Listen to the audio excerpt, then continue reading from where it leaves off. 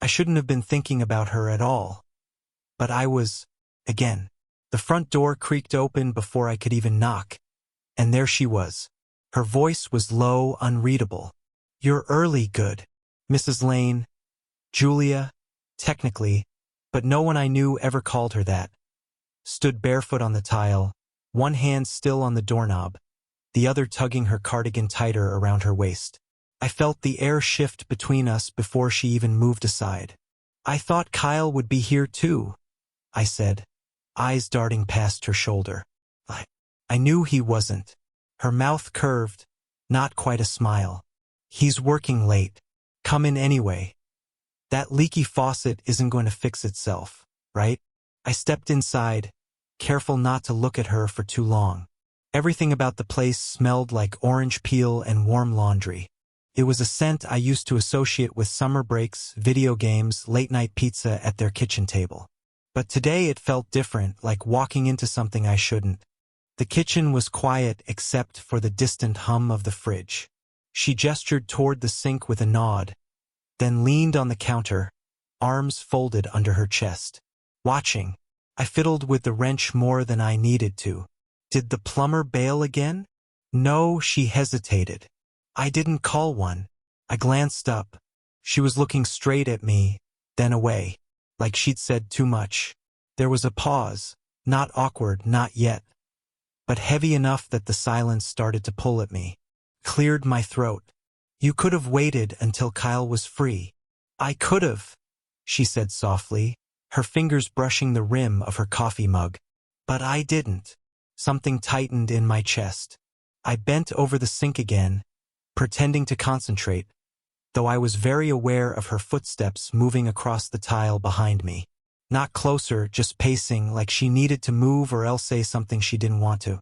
She used to feel unreachable, warm but distant, like sunlight through glass. The mom who made grilled cheese in her robe and never cared how late we stayed up. The woman who smiled too patiently. But now I noticed other things. The way her eyes held a little sadness when she thought no one was looking. The soft laugh that stayed stuck in her throat when she talked to me lately. The way she always seemed to stand just close enough for me to feel it. "Is it weird?" I asked suddenly without looking back. "What?" "That I'm here and he's not." A beat. Then her voice, quieter. "Do you think it is?" I straightened up, gripping the sink edge. Her question hung there, suspended, too direct to ignore, too gentle to feel wrong. I finally turned to face her. Her gaze was steady now, like she'd decided not to blink. "I don't know," I said. "It's just, something feels different lately." She didn't answer. She only walked over. Slowly, barefoot, deliberate, and reached past me to grab the towel on the counter. Her hand brushed mine, light, barely there, but it stayed. Neither of us pulled away. And then she looked at me. Not with shock, not with guilt. Just a long, unreadable look that felt like the start of something neither of us was ready to name. "I'm glad you came early," she said again, this time softer. Then she turned and walked out of the room. I didn't move for a long time after she left the kitchen. Her words hung there like condensation on a window, soft, harmless on the surface, but hiding something warmer underneath. "I'm glad you came early. Not thanks, not can you fix the sink, not see you later. Just that." And she said it twice. I tightened the last bolt under the sink, trying to ignore the sound of her walking upstairs. It wasn't loud, just noticeable, like I'd been trained to hear her now. This should have felt simple. It always used to be. Fix a leak, grab a soda, maybe wait around until Kyle got back. But the air in her house had changed. Or maybe I had. She was out of her marriage now. Kyle never talked about it, and neither did she. But the divorce papers sat in a thin stack on the hallway table, where her wedding photos used to be. And when I saw her last month at the grocery store, alone in the wine aisle, she hugged me longer than usual. Too long for small talk. Not long enough to mean anything. But still, it stayed with me. She came back downstairs wearing that same cardigan. Sleeves pushed up now. No shoes. a glass of red wine in one hand. "Everything fixed?" she asked, leaning in the doorway. "Casual, too casual." "Yeah. You won't be hearing any more dripping." I tried to smile, but it felt lopsided. She looked past me toward the sink, then to the clock. "You hungry?" I blinked. I can grab something on the way home." "Stay," she said. "Just for a little. I made too much." Her eyes didn't flinch. And that was the part that scared me. Not because it felt seductive, but because it didn't. Felt real. Normal. Like it had nothing to do with Kyle or rules or what people might say. Just two people trying not to be alone. We sat across from each other at the kitchen island. The food was simple pasta, garlic bread, some salad. But she poured wine for me too, and neither of us mentioned it. "I never learned how to fix things," she said suddenly. "Brent used to handle all that." "Your ex." She nodded, then picked at her bread. "Now the faucet drips for 3 weeks before I ask anyone." "I don't mind." I paused. "I like being here." She looked up, and I regretted it instantly, because the way she looked at me, half grateful, half something else, made me feel like I just said something dangerous. There was a silence. Not empty, just too full to speak through. Then she reached out, lightly brushed my wrist with her fingers. Not long. Just a second too much for it to be nothing. "You sure you don't want to stay a bit longer?" she asked. My mouth opened, but the words caught. I think I was about to say her name, and I think she knew. I told myself I'd leave after dinner. She stood to rinse the plates, and I offered to help. She didn't answer, just handed me the dish rag and watched while I wiped the counter down beside her. It was quiet again, not awkward, just careful. Like we were both listening for something we didn't want to hear. "You always notice the little things," she said. "Even when you were younger. You used to fix the loose cabinet hinge without anyone asking." I shrugged, pretending it was nothing. "I like fixing things." "Not everything's meant to be fixed," she said. Came out too fast, like she hadn't meant to say it. Her eyes didn't meet mine. She was staring at the sink again, like she could rewind the moment if she didn't look at me. I dried my hands on the towel and leaned against the counter, just watching her. She looked tired, not physically, but in the way people get when they've been holding it together too long. Her hair had started to come loose from its clip. Her lipstick had faded. And for the first time, I saw not just Kyle's mom, not just the woman I'd known for years, but someone who felt alone, someone who was letting me see it. She turned slowly, and for half a second, too brief to call it anything, we were just looking. No words. Her hand rested on the counter beside mine. Our fingers weren't touching, but it felt like they might.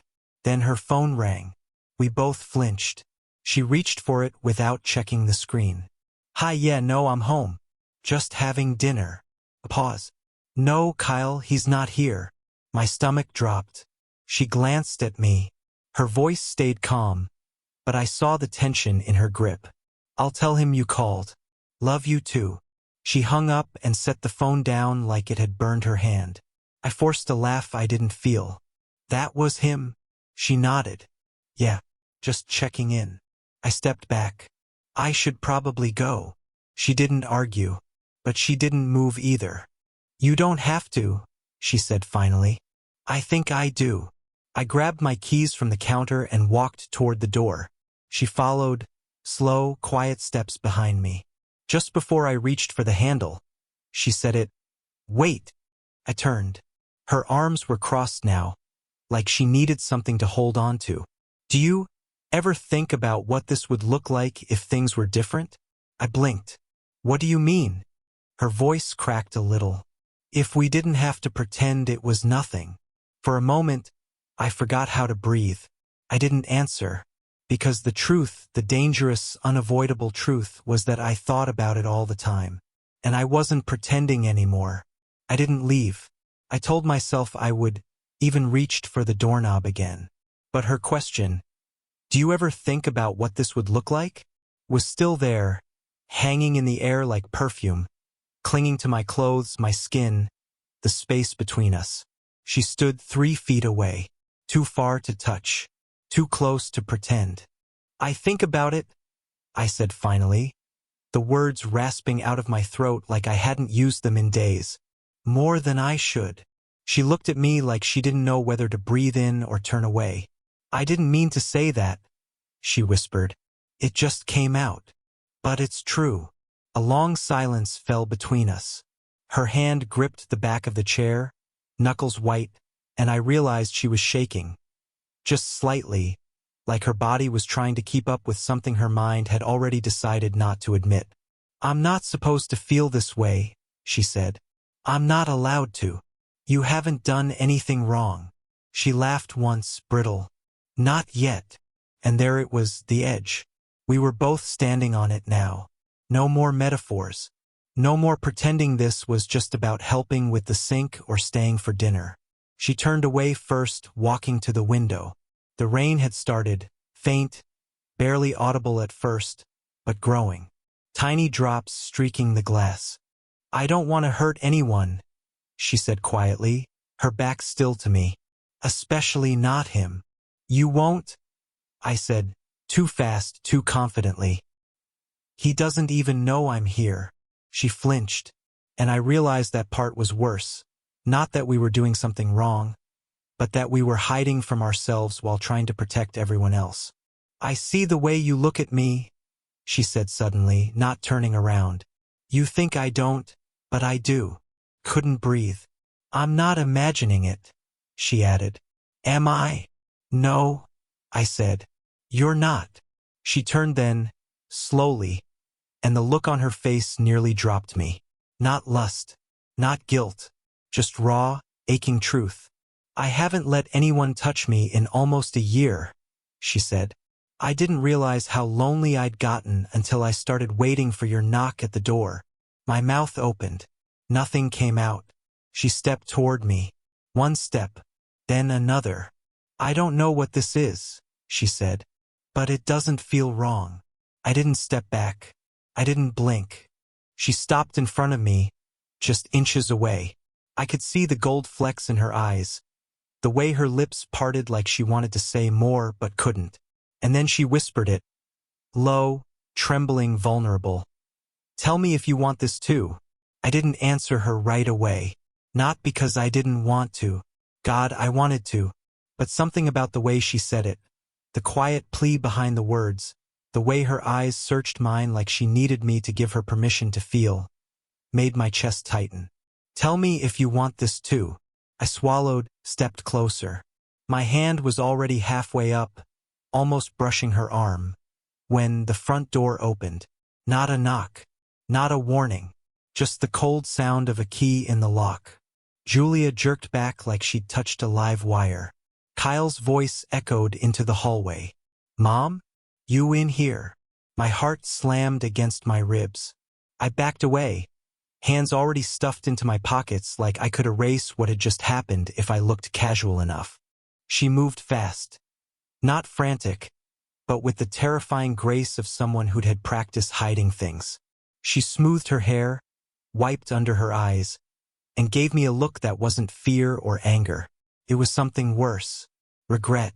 But not about me. Just about now. I didn't think he'd come home tonight, she whispered. Kyle walked in a second later, tossing his keys on the table. Oh hey man, didn't know you were still here. I forced a laugh. Yeah, just fixing the sink. Julia nodded too quickly. He stayed for dinner. Offered.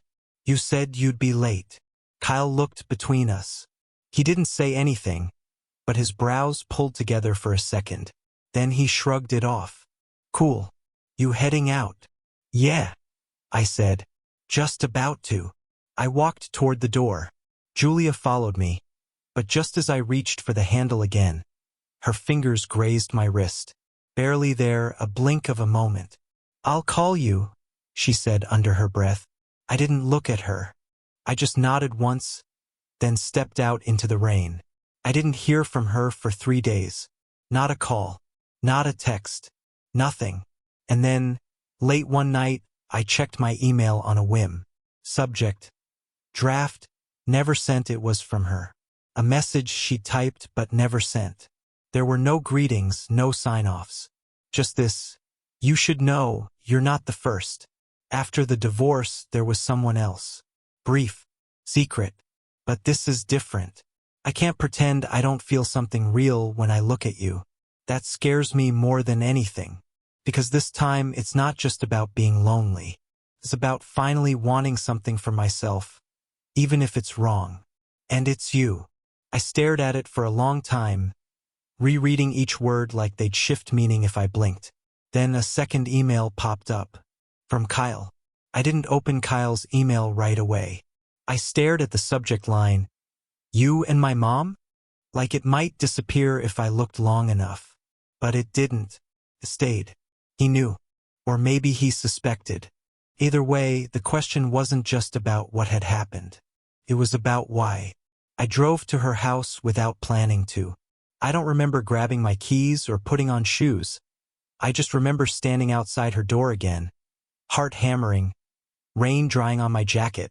And I knew, without knocking, she was on the other side. She opened it before I could reach for the bell. Like she'd been waiting. Her face was pale. Not shocked. Just tired. Worn in the way people look when they've run out of ways to pretend. You saw it, she said. I nodded. And I didn't answer him yet. She stepped back.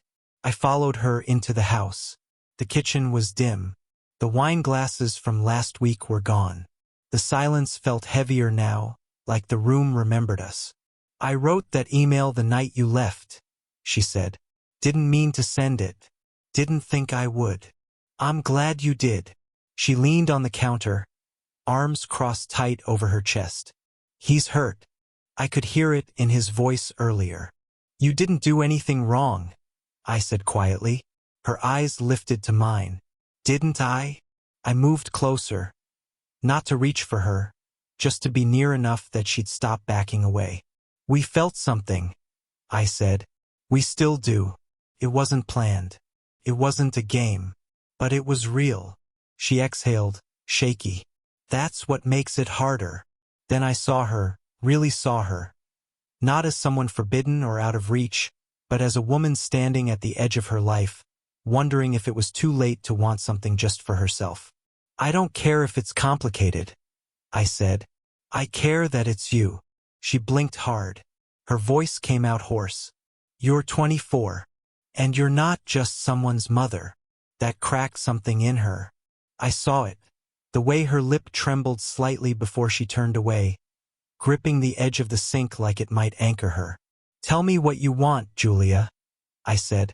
Not what you're afraid of. Not what other people will think. You. The silence stretched. I waited. She turned, stepped forward. Slowly. Deliberately. I want, she said, voice catching, to stop lying to myself. I want to see what this could be. With you. I closed the space between us. She didn't resist. Our foreheads touched first, then our hands. And then, finally, her lips brushed mine, soft, trembling, honest. It wasn't perfect. It wasn't clean. But it was real. And neither of us pulled away. It's been 6 weeks since that night. 6 weeks since Julia kissed me like she wasn't sure it was allowed, and then didn't let go. 6 weeks since everything we'd been holding back finally cracked open. Honest and raw and real. And yet, Kyle knows. It wasn't pretty. I won't lie about that. He called furious. Said things I probably deserved. Said I betrayed him, and I guess in a way I did. I wasn't just his best friend anymore. I was someone his mother had chosen. We didn't talk for days. Then a week. Then another. Eventually, I sent him the truth, not excuses. Just the truth. That it wasn't a fling. That I hadn't planned it. That it just happened, slowly, like rain on glass. Like something growing in silence until we couldn't ignore it anymore. He hasn't forgiven me. Not completely. But he answered. And that was enough for now. Julia and I were not hiding anymore. Not from ourselves, not from the world. The weirdest part? Once we stopped pretending, everything else felt easier. We still keep things quiet, not because we're ashamed, but because we want space. Time to figure out how to be real without tiptoeing. She's not just my best friend's mom anymore. She's Julia, a woman with sharp eyes, a warm laugh she doesn't hold back anymore, and a heart that's been learning to heal with me. We go slow. Dinners. Walks. Her hand in mine, no need to explain it. Sometimes we still get looks. From neighbors, from strangers. But I stopped caring. Because the truth is, I've never been more sure of anything. Loving her isn't about breaking rules. It's about breaking free of the ones that were keeping us both small. She told me once that after her divorce, she stopped looking in mirrors. Said she forgot what she looked like when she wasn't someone's wife or someone's mother. Now she looks at me like she remembers. And I look at her like she's everything I never saw coming, but somehow always knew I'd find. This story didn't start clean, but it ends with choice. Not impulse. Not secrecy. Just two people finally honest. And finally together,